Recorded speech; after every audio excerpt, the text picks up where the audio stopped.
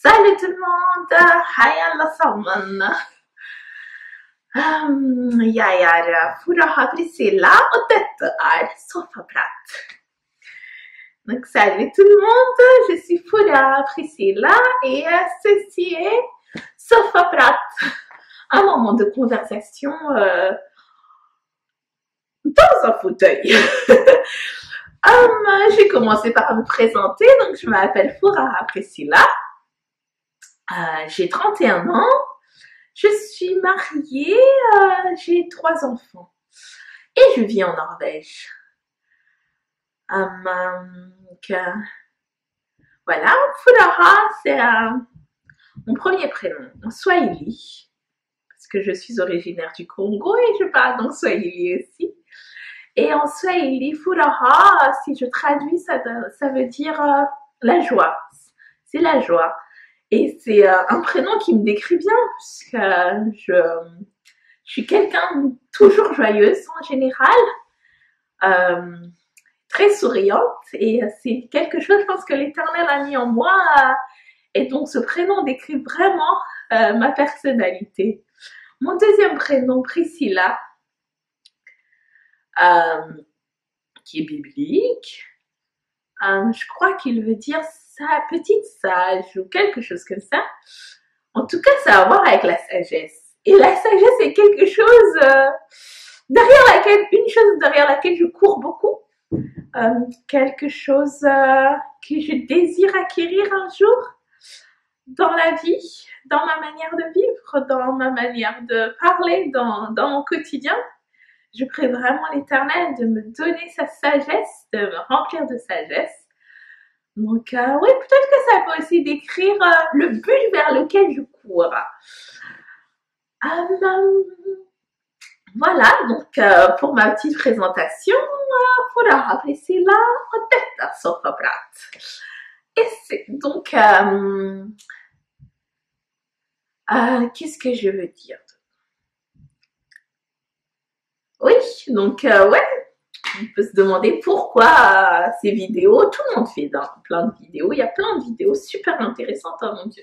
J'aime tellement regarder certains et en fait, j'avais commencé à faire des vidéos sur les choses de la vie de tous les jours et ma petite sœur, une de mes petites sœurs, j'en ai plusieurs, on en parlera aussi, une de mes petites sœurs m'a beaucoup encouragée à reprendre les vidéos, mais à en parler du point de vue de mon mode de vie. Et du coup, ça m'a emmené à me questionner sur c'est quoi mon mode de vie. Mais avant aussi, je me suis aussi demandé, mais pourquoi vraiment le faire? Ok, je parlais de mon mode de vie, mais qu'est-ce que ça peut apporter? Des choses comme ça. Et en parlant avec une personne un jour, elle m'a dit, oui, lorsqu'on traverse des moments difficiles ou qu'on traverse des épreuves, ce n'est pas le moment de parler, c'est pas le moment de partager. Et qu'il faut attendre d'être sorti de la situation, d'avoir pris de la distance de la situation pour en parler. Je suis d'accord, je pense que c'est un bon point de vue, mais je me dis, je crois pas que Dieu nous a appelés à attendre d'avoir vécu les choses pour partager dessus. Je pense que ce que je traverse dans l'épreuve, pas ce que je traverse en lui-même, mais la manière dont je suis positionnée au cours d'une épreuve peut être une source d'inspiration pour une autre personne qui traverserait la même épreuve mais qui ne saurait pas trop comment se positionner. Je m'explique. Je pense qu'en tant qu'enfant de Dieu, notre position dans une épreuve, on est positionné du côté de la victoire. On sait déjà qu'on va sortir victorieux de la situation.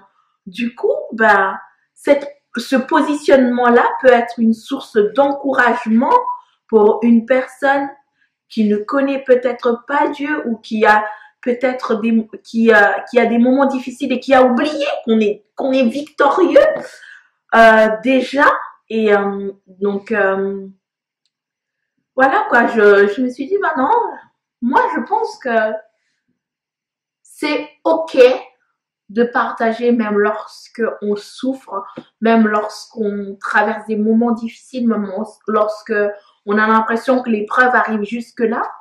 Je trouve toujours que malgré ces situations, l'Éternel trouve toujours un moyen de mettre sur notre chemin une personne qui est encore plus dans le besoin que nous et de nous donner en plus les mots qu'il faut pour encourager cette personne, que, enfin, ce serait une désobéissance que de ne pas parler. Donc voilà, ça m'a encouragée à parler, en tout cas à refaire les vidéos. Et maintenant, de quoi allons-nous parler? euh, Pour les personnes qui sont autour de moi, je pense qu'elles m'ont déjà entendu dire je suis ce genre de personne qui est amoureuse de l'amour. J'aime l'amour. Et je pense qu'on va... ouais, c'est ce dont on va parler généralement. L'amour, mais sous plusieurs facettes. L'amour dans différentes circonstances. L'amour dans différentes phases de la vie. Ouais. Je pense qu'on va se focaliser sur l'amour. Je crois qu'il y a tellement de choses à tirer de l'amour et ce sujet-là, enfin, ce phénomène, on le retrouve dans bien d'autres aspects de la vie. Enfin, c'est l'amour qui est censé gouverner nos vies. Si on suit ce que dit la parole, on est censé vivre dans l'amour. C'est l'un des premiers commandements que l'Éternel nous donne. Et donc, enfin, je crois que c'est le premier commandement d'ailleurs que l'Éternel nous donne.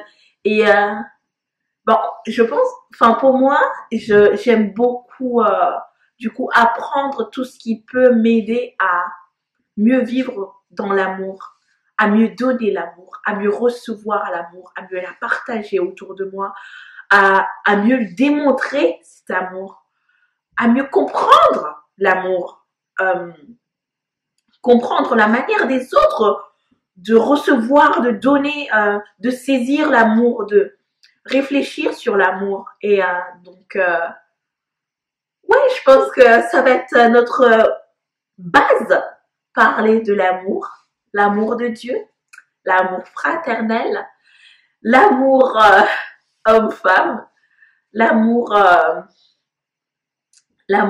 lorsque on est encore enfant, l'amour lorsqu'on est parent et qu'on donne à nos enfants, l'amour lorsqu'on a un conjoint, l'amour lorsqu'on est seul, l'amour de soi.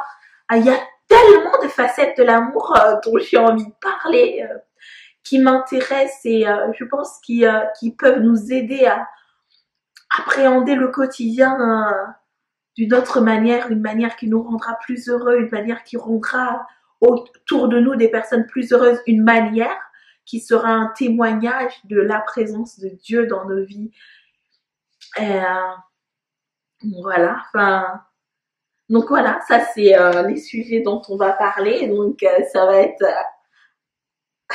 comment on va dire, amour comme mode de vie, l'amour comme mode de vie, je pense. Et donc voilà, et vraiment, je suis ouverte à recevoir des commentaires, des mails, des témoignages. J'essaierai voilà, d'inviter mes amis à discuter autour de ce sujet. Des amis qui sont dans différents, comment dire, différentes saisons de vie. Je vous présenterai mon époux au cours d'une autre vidéo et on parlera de son point de vue ou de sa manière d'appréhender l'amour, du coup en tant qu'homme, en tant qu'époux. Je recevrai mes amis aussi et ouais, on verra, oui, comment donner l'amour, comment le recevoir lorsqu'on est seul, lorsqu'on est en couple, lorsqu'on est parent seul.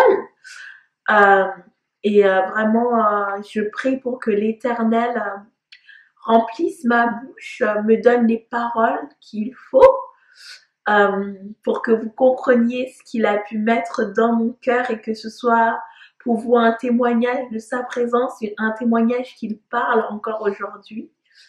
Je prie qu'il éclaire vos vies, qu'il éclaire vos pas, qu'il soit présent, vous remplisse de son amour au quotidien, que pour ceux qui ne le connaissent pas, qu'il se révèle puissamment à vous, et que vraiment il puisse vous faire découvrir, que vous puissiez entrer dans ce voyage vers son amour.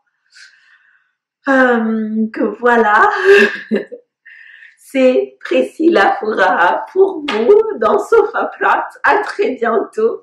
Que l'Éternel vous bénisse. On va partir avec un verset.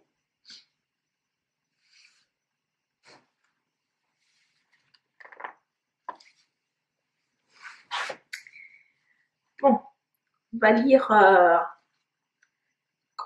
Corinthiens 13. On lira pas tout, mais on va commencer quand même par le verset 1. Quand je parlerai les langues des hommes et des anges, si je n'ai pas l'amour, je suis un airain qui résonne ou une cymbale qui retentit. Et quand j'aurai le don de prophétie, la science de tous les mystères et toute la connaissance, quand j'aurai même toute la foi jusqu'à transporter des montagnes, si je n'ai pas l'amour, je ne suis rien. Et quand je distribuerai tous mes biens pour la nourriture des pauvres, quand je livrerai même mon corps pour être brûlé, si je n'ai pas l'amour, cela ne me sert à rien. Passez une très bonne journée et à très très bientôt. Voilà. Vivez dans l'amour.